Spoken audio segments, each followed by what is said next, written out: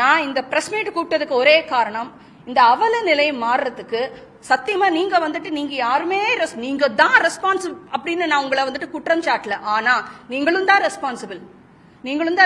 பப்ளிக்ல இருக்கிறவங்களும் ரெஸ்பான்சிபிள். நான் மக்களுக்கும் சேர்த்து தான் சொல்றேன். பப்ளிக்ல இருக்கிறவங்க ஒரு இந்த மாதிரி ஒரு கெட்ட ஒரு வீடியோவை நீங்க வந்துட்டு இது கெட்ட வீடியோன்னு தெரியுது, அந்த தம்ப்நெயில பார்த்துட்டு தானே நீங்க பாக்குறீங்க.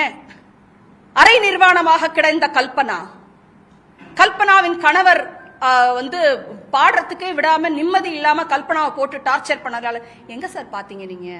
இந்த தம்ப்நெயில்ஸ் எல்லாம் வந்துட்டு போடுறதுனால தானே வந்துட்டு மக்கள், நீங்க உங்க மக்களே எல்லாமே ஃபைனலா வந்துட்டு உங்க மேலதான், உங்க தலைக்கு தான் வந்து விடியும். பாத்துக்கோங்க.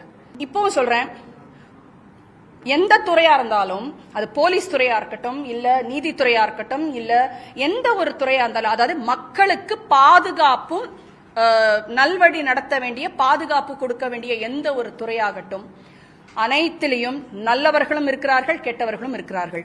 இதுதான் உண்மை.